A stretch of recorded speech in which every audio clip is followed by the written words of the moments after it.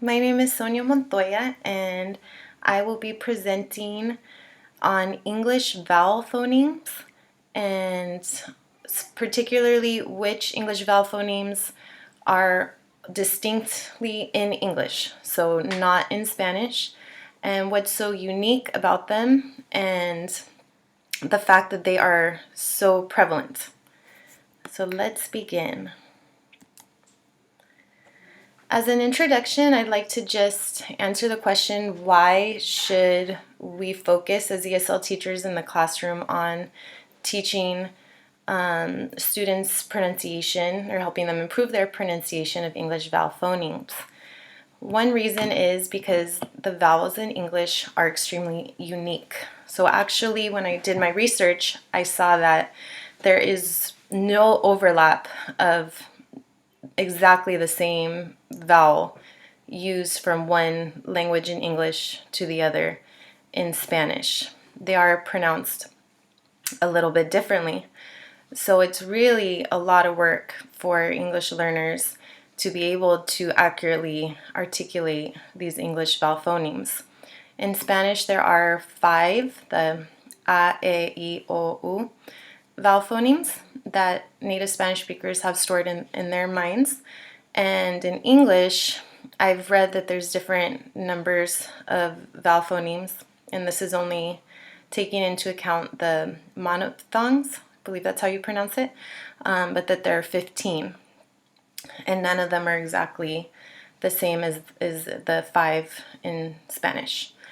So they're very unique, and also they're very prevalent.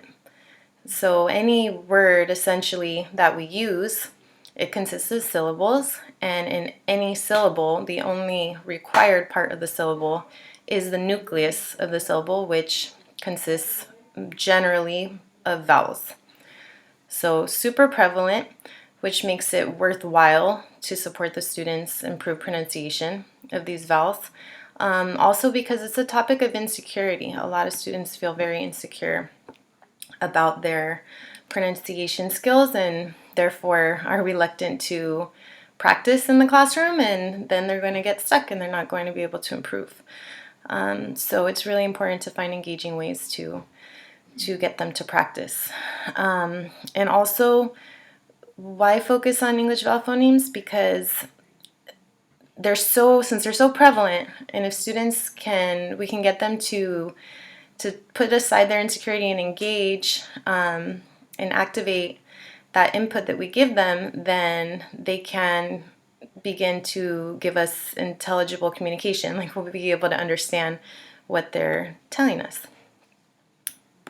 Okay, let's continue. Some differences between Spanish and English vowel phonemes are, I already mentioned quantity, that there's about 15 vowel phonemes in English and 5 in Spanish. Also, graphemic representation, so by that I mean spellings. There are so many spellings of one vowel sound in English, and it is not the case in Spanish. In Spanish, it's very phonetic. The spelling, how it sounds, is how it's spelled. Also, vowel stress.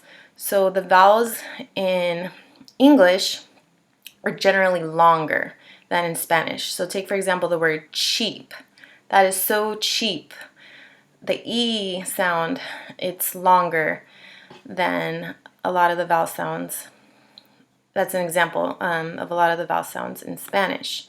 Also, the phonemes that I have written right here, the I sound and then the sound, the schwa, those are always unstressed. And in Spanish, there aren't unstressed vowels. So that's really counterintuitive for native Spanish speakers to pronounce that. Also, the intonation is different between languages. So there's a smaller pitch range that English learners use if in comparison to native English speakers. So that means that the vowels that are being articulated aren't at an accurate sonorance, I believe is how you pronounce the word. Also, one must take into account that Spanish is a a syllable time language, and English is a stress time language. So the flow, the speech rhythm in general of each language is different, which will affect how the vowels are pronounced or how long they are pronounced. Also, phonemic representation is very different. So a lot of native Spanish speakers, before they acquire the English language well, they will mismatch the vowel phonemes. So for example, they will apply the lowercase I symbol, like the E sound, when the sound should be like I. Like, so they should say ship and they'll say like sheep. So a lot of mismatching of phonemic representations. And also there's some just distinct sounds, vowel sounds in English that you don't have anything to really compare them to in Spanish, like the schwa. For the schwa, the sound, the tongue is at the center of the mouth. And if you look at the vowel phonemes in Spanish, the tongue is always either in the front or the back of the mouth. So it's really not a way that native Spanish speakers are used to moving their mouth. Okay, so let's continue. How should you implement the instruction of pronunciation of vowel phonemes distinctly in English? How should you implement this in the classroom with adolescents? Because I usually teach teenagers. Well, you got to be engaging. You have to activate their interests so that you lower their stress levels and they're not thinking so much about what they're pronouncing right or wrong. You want to activate their top-down processing so that they are not overly worried about the accuracy and just engaging the fluency, and the accuracy will come. And also remind them it's about being understood. It's not about having this perfect native speaker pronunciation. That's not important. What's important is being able to be understood and to understand communication.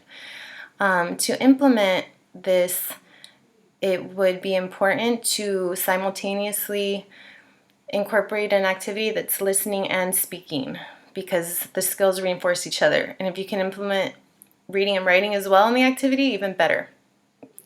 Also, it needs to replicate real life communication. So definitely require a type of co-articulation, like connected speech and sentences, because that's how we speak in real life. And then also, you should activate procedural instead of declarative knowledge. So that means, sure, they need to know what the schwa sound is, like a, but they need to be able to use that in actual sentences. So that's the procedural part, that it be like realistically able to be applied.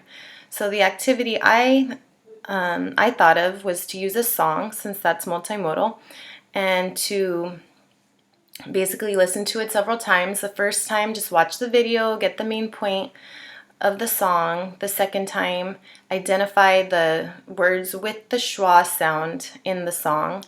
Third time, just sing along with it, so trying to make that low stress environment. And then to engage in post-listening discussion questions, where the way I formulate the questions, it requires them to use the schwa sound. So I'm going to call my husband in to show us a little example. Antonio, come on over.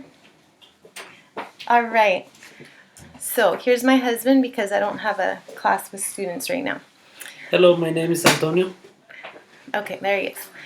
So Antonio, based on the song, the Bruno Mars song, about how beautiful you are, that's the song that he listened to, who have you given a compliment to, and what was the compliment that you gave? I have a compliment to my sister. My compliment to my sister was that she is so funny. For example, she say funny things. Okay, I agree. Your sister's pretty funny. And another question about the Bruno Mars song that you listened to. Is it more important to be beautiful on the outside or personality-wise? Explain, please. It's more important to be beautiful on the outside, because it's my mind That's my mind, I think. Okay, could you give me an example, please? Example, because I like pretty girls. Oh my goodness. Okay. Well, thank you very You're much. welcome. All right. So that's basically the gist of my topic on why it's relevant to teach English vowel phonemes in the classroom.